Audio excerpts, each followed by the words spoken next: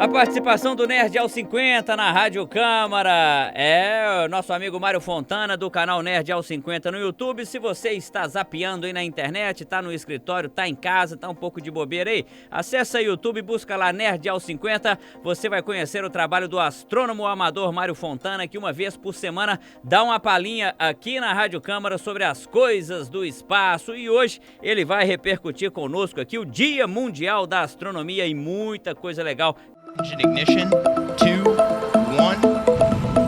1. Dia Mundial da Astronomia é comemorado em abril e tem muita coisa legal que o Mário Fontana vai falar pra gente a partir de agora. Bom dia, Fontanão, como é que vai, tá bom? Bom dia, Marcelo, tudo bem? Bom, como é que vai essa força? Beleza. Beleza pura? Tranquilo. Hoje o que nós temos aí, meu querido? Pois é, você falou, e nós vamos comemorando aí nas comemorações do Dia Mundial da Astronomia, que foi no dia 8 de abril, né, na semana passada, mas é uma data muito importante, a gente precisa de reverenciar mesmo os conhecimentos astronômicos, porque a humanidade, Marcelo, chegou aonde está graças à astronomia, né? Tem alguma coisa que determine o dia 8 de abril para o Dia Mundial da Astronomia? Na verdade, aconteceu um encontro nos Estados Unidos no ano de 1973 que propunha um encontro entre astrônomos amadores. Sim. Que a proposta era divulgar a astronomia. Sim. Então, esse dia, para os Estados Unidos, lá ficou como um marco e foi estabelecido.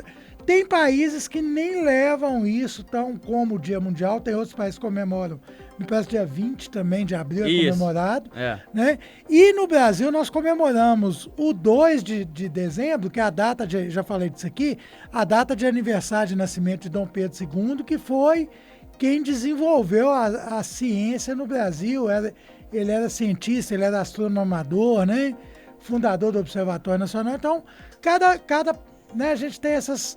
Mas o dia 8 é um dia para se lembrar da astronomia e que, né, a astronomia tinha que ser lembrada 365 dias por ano. Em alguns lugares do mundo, até para justificar isso aí, ó, o Dia Mundial da Astronomia é celebrado também em 10 de maio, então é para comemorar o ano inteiro. Vamos embora, vamos comemorar a astronomia. E a gente tem muita coisa para comemorar porque são vários feitos que mudaram, né, mudaram a nossa vida, mudaram a nossa maneira de enxergar o céu e tudo mais, né, Fontana? Certamente. Eu vou, inclusive, nesse programa aqui, elencar as principais descobertas do meu ponto de vista aqui da astronomia, né? Sim. E eu queria dizer o seguinte, às vezes a pessoa pergunta assim, mas para que estudar astronomia? Gastar dinheiro com telescópio, com sonda, com nave, com etc. Bom, primeiramente é o seguinte, gente, nós só saímos das cavernas para a civilização cosmopolitana que nós somos hoje, graças à astronomia. Você vê que antigamente, né, os primeiros Homo sapiens lá se orientavam pelas estrelas. Então, com isso, eram possíveis as viagens em terra, a pessoa conseguia caçar em outras paragens, longe de suas casas, né? Descobrimos aí os ciclos da natureza, como plantar, como colher, quando chove, né? Determinar o clima, tudo isso com observações astronômicas, né? Então, a astronomia, ela se confunde com a própria história da humanidade, né? E aí as outras coisas, né, Marcelo? Por exemplo, as grandes navegações só ocorreram devido ao grande conhecimento que a gente tinha da astronomia para poder se orientar nos mares, né? Porque eles se orientavam Orientavam-se pelas estrelas. Não é isso? Os navegantes usavam uma ferramenta que foi inventada na época chamada astrolábio. Sim. Que ela permitia observar para onde que você estava indo em relação ao movimento do céu, né? Em relação ao movimento das estrelas. Então é uma coisa fantástica, né? E a gente só de parar para pensar numa coisa dessa é tão extraordinário, né? Você se orientar pelas estrelas no céu para você seguir seu caminho, imagina que coisa espetacular, cara. E é um negócio engraçado, o pessoal que já está com o estelário, eu vou até conclamar o pessoal aí a perceber mais essas coisas. A gente que está acostumado com astronomia há muito tempo, a coisa mais normal é o seguinte. Sim. Você para num lugar à noite, quando você bate o olho no céu, você vê, por exemplo, onde é que está ali o Cruzeiro do Sul, onde é que está as Três Marias, se é o caso, né, de Órion, se é o caso do Escorpião, e você vai associando isso com o lugar que você mora. Então, você bate o olho no céu, você já determina ali os pontos cardeais, você se orienta numa rapidez, sabe? Então, assim, é muito interessante essa questão, como que você cria a noção do geoespaço através dos céus, né? E o que mais que a gente tem de destaque? Pois é, então vamos lá, as descobertas mais importantes da astronomia Eu vou falar 5. Vamos ver. Eu vou pegar até uma caneta aqui que eu vou tomar nota para ver se eu concordo com você nessa sua eu vou classificação aí. Vou tentar falar 5. Vamos ver se você deixa eu falar 5. Você vai brigar comigo aí daqui a pouco. Manda. Então vamos lá. A primeira é a descoberta de que a Via Láctea é de fato a nossa galáxia. Sim. O que acontece? A gente olhava para o céu, os povos antigos, e viam aquele negócio ali no céu. Quem está acostumado a ver o céu aí de uma localidade mais escura, né, com o céu mais bacana, sempre vê ali, parece que é uma costura no céu, ali, uma estrada de verdade. Os gregos antigos achavam que aquilo ali era o leite, o pote de leite da deusa Hera que tinha derramado nos céus e manchou aquilo ali. Então, foi chamado de Via Láctea, ou estrada de leite, né? E aí, associava-se aquilo ali, ó, era um monte de nuvenzinha, não sabia o que era. E aí, em 1609, Marcelo, foi inventado o primeiro telescópio. 1609? 1609, por Hans Lippershey. Muita gente atribui essa invenção a Galileu Galilei, sabe? Mas o telescópio não foi inventado por Galileu Galilei, né? Só que o que Galileu fez? Ele pegou o telescópio e apontou para o céu 1 ano depois da sua invenção, né? E aí, o negócio, Marcelo, aí começou a verdadeira história da astronomia moderna. Porque quando Galileu olhou para a Via Láctea, ele, na verdade, o que a gente via aqui do céu, que parecia várias nuvens, eu vou colocar a foto da Via Láctea aí para o pessoal que não tem hábito de ver. Perfeito. Quando ele olhou ali, aquele monte de nuvem, aquele monte de coisa, ele falou, gente, são estrelas. Né? O que parecia uma coisa leitosa, um monte de nuvem, na verdade são milhares de estrelas. Então, imagina o quanto a mente das pessoas expandiu nessa época. Com certeza. Né? Então, foi uma descoberta, eu considero uma descoberta que mudou a nossa observação do cosmos, né? A nossa visão de cosmos, porque você viu que ali, e acaba você tirando os deuses do céu que eram colocados, né? Tipo assim, você vê que o nome dos planetas é Júpiter, Saturno, que são deuses romanos, na verdade, e da mitologia grega, que são mudam só os nomes, né? Mas são os mesmos deuses. A gente começa a tirar os deuses do céu e colocar outras coisas, que na verdade são fenômenos físicos, coisas que acontecem. Mundos, a gente começa a imaginar a possibilidade de outros mundos no céu. Né? É muito bacana isso, né? Segundo, Galileu Galilei, como não tinha nada para fazer, com o telescópio na mão, imagina, Marcelo, com o telescópio na mão naquela época, imagina a festa que Galileu não fez. Ele apontou para Júpiter, né?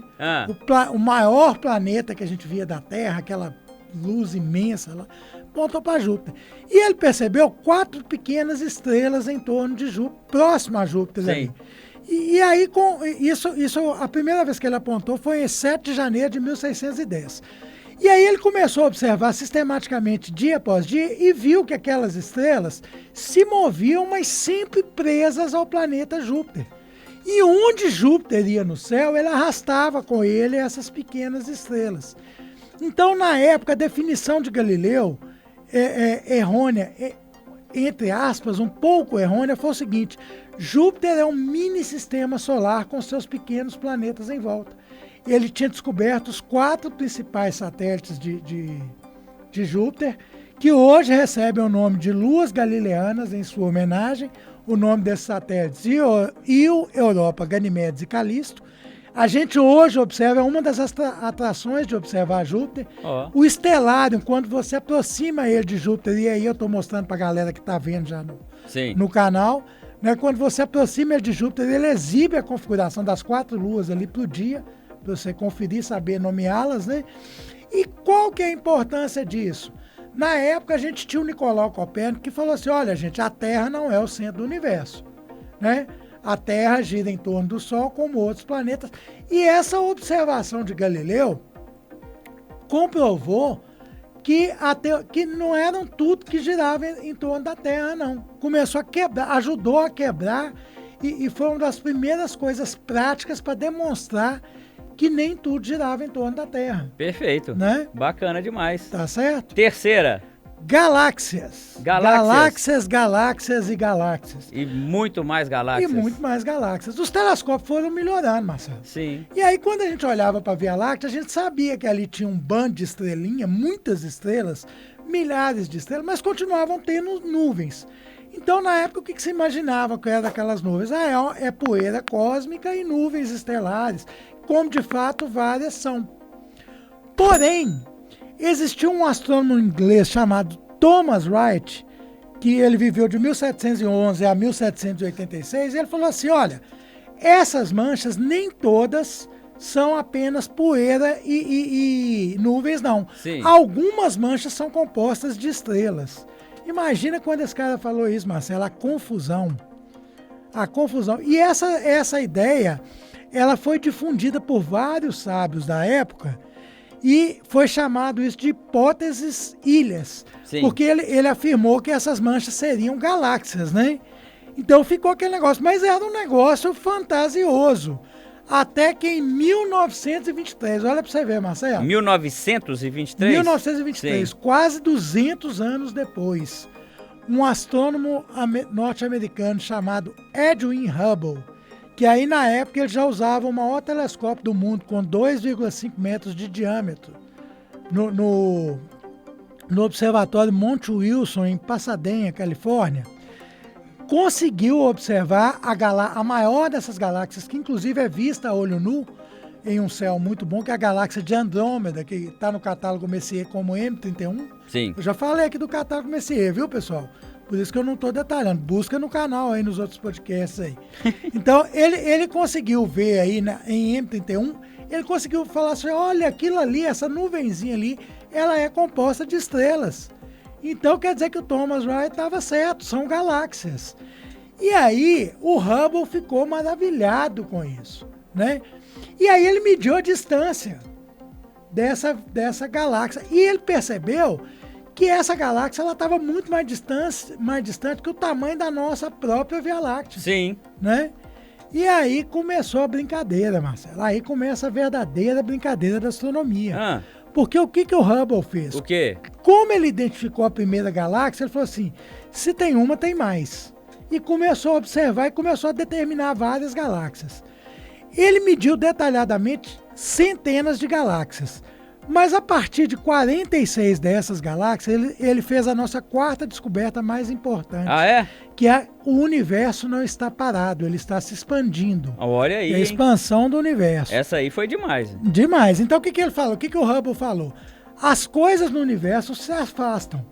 Ou seja, as galáxias que estão mais distantes de nós se movem mais rápido do que as galáxias que estão mais perto. Então quer dizer que o universo está se expandindo, ele está aumentando de tamanho. E aí ele criou uma coisa que se chama Lei de Hubble, que fala da expansão do universo. E medindo essas galáxias, outra coisa que ele observou é o seguinte, Marcelo. Se você fosse uma galáxia, sim, tá? Quando você andasse aqui na minha direção, você emitiria luz no espectro de cor azul. Sua luz tenderia a ficar azul quando eu estiver observando por um prisma que divide a sua luz, tá? Então, você tenderia a ficar azul. Se você se afastasse de mim, você tenderia a ficar vermelho. E aí foi determinada uma coisa que se chama redshift, desvio para vermelho, que é usado até hoje. Quanto maior o redshift de uma galáxia, mais distante ela está de nós. Redshift, que quer dizer desvio para o vermelho. Olha onde é que nós vamos chegar com isso aqui.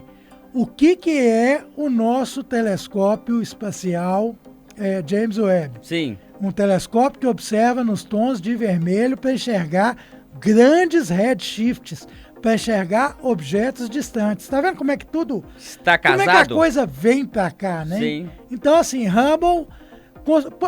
E não é à toa, né, que o nosso telescópio espacial, até então mais famoso, telescópio espacial Hubble, recebe esse nome em homenagem a Edwin Hubble, que desbravou o universo. Né? Perfeito, espetacular. Pois é, então, para sua alegria, nós vamos à nossa última descoberta de hoje, tá vendo? Eu tô curioso para saber a última. A nossa última descoberta de hoje foi o seguinte, imagina bem, como o Hubble disse que o universo estava se afastando, sim, e nessa época a gente tinha vários astrônomos estudando, outros também conseguiram enxergar esse afastamento. Perfeito. E teve um padre chamado Georges Lemaitre. Padre? Padre. Aí eu vou falar que ele era físico que ele entra nessa também. História aí? Ele era padre físico, que ele também estudou essa expansão do universo independentemente. Então ele sugeriu uma coisa muito louca pro padre. O padre era doidão, cara. O padre, eu vou falar com você. Igual o padre do balão hoje. Quem era o padre? O padre balão devia ser parente dele.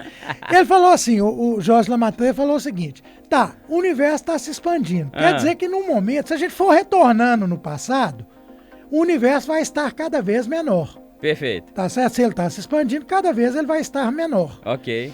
Se a gente retornar em uma escala máxima ao passado, nós vamos chegar num ponto onde tudo que existia no universo vai ser apenas uma bolinha, uma coisa pequenininha, tipo do tamanho de uma bola de ping-pong, vamos dizer, onde toda a massa do universo vai estar ali concentrada. E aí ele formulou a teoria chamada teoria do Big Bang. Que o que a teoria do Big Bang quer dizer? Toda a massa do universo estava concentrada em um ponto inicial que ele chamou de singularidade. Não existia o universo. Nesse momento a gente não tinha tempo. Não existia o tempo, existia apenas o espaço. Porque o espaço estava parado ali. Em um determinado momento, essa energia que estava concentrada nesse pequeno ponto, numa densidade muito grande e a uma altíssima temperatura, sofreu um boom. Que o pessoal hoje fala assim, é explosão? Não, não é uma explosão. Ela sofreu uma expansão rápida. Ela sofreu o que a gente chama, seria o contrário de colapsar. Ela anticolapsou, ela expandiu-se.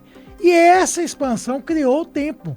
Porque a partir dali, quando as coisas começam a se afastar, você tem um tempo decorrido do acontecimento disso aí. Sim. Isso aí é muito profundo, viu? Eu estou simplificando. Demais, eu estou tentando entender aqui, mas estou simplificando extremamente pro pessoal aí. E aí, nesse momento que as coisas começam a se expandir, começa o universo. Sim. Tá? E essa teoria, Marcelo, ela não era aceita, porque na época, para você ter ideia, o próprio Einstein acreditava que o universo era estacionário, que era a teoria mais aceita até então. Tá? E aí, olha para você ver que coisa mais bacana. Tem gente ainda que nega isso, não? Hoje em dia, o Big Bang, os negacionistas negam, né? Negacionista é um trem. É um trem danado, né? Eu vou plagiar uma pessoa que tinha aqui na Câmara que falava que certas coisas brotam, então negacionismo brota. Né? Mas então o que acontece? Existem outras teorias hoje, mas tendo o Big Bang sempre envolvido como parte do que aconteceu. Ok. Tá? Porque é muito difícil, Marcelo, você falar. O Big Bang aconteceu, a gente estima, há 13,77 bilhões de anos. Você tá doido. É muito difícil você entender. Só que aí o povo ficava naquele negócio, não, é parado. Aí eram os negacionistas de plantão da época, né? E nem tão negacionistas, eram os cientistas da época que falavam assim, o que prova isso? As galáxias estão se afastando, mas pode ser um fenômeno local. Né? Não, o universo é de fato estacionário. E tal. Só que o que acontece? Descobriu-se uma coisa que chama radiação cósmica de fundo. Sim. E essa radiação cósmica de fundo, ela seria como se fosse um fóssil da luz resultante dessa expansão do Big Bang. Olha aí, hein? Entendeu? Então, assim, seria um resquício, uma pequena flechazinha do Big Bang. Perfeito. Entendeu? É o dinossauro do Big Bang. Então, ela derrubou a teoria do universo estacionário. E aí, Marcelo, quando o Lamatreia criou essa teoria, ele não chamou ela de Big Bang, não. Não tinha nome, não. Não. E aí o cara que era o defensor mais ferrenho da teoria do universo estacionário foi um podcast, que a gente chamaria de podcast, né? Ele deu uma entrevista lá na BBC de Londres, e ele falou, para zoar o pessoal, ele chamava Fred Hoyle, para zoar o pessoal que acreditava no Big Bang, ele falou assim, é o pessoal aí da grande explosão. Ficou cunhado o termo Big Bang. Então o termo Big Bang veio dos opositores da teoria. Sim, perfeito. E com isso aí nós vamos encerrar hoje. Que coisa bacana, hein? Bacana, espetacular, né? Espetacular aí, em comemoração ao Dia Mundial da Astronomia, celebrado em 8 de abril, o Fontanão trouxe aqui 5 marcos do estudo da astronomia na visão dele, que é astrônomo amador. Bacana demais, Fontana, obrigado pela participação, meu querido. Eu que agradeço, Marcelo, agradecer o pessoal que está nos ouvindo aí, lembrar o pessoal de assistir os vídeos no canal, curtir, compartilhar, inscrever, dar uma zapiada, assiste tudo lá. É isso aí, vai lá no Nerd aos 50 no YouTube para você acompanhar o trabalho espetacular do astrônomo amador Mário Fontana, que toda semana está aqui na Rádio Câmara dando uma palhinha sobre o movimento do espaço. O espaço está em movimento, minha gente. Até semana que vem, Fontanão. Isso aí, Marcelo. Abraço. Bom feriado para todo mundo aí. Grande abraço, meu querido.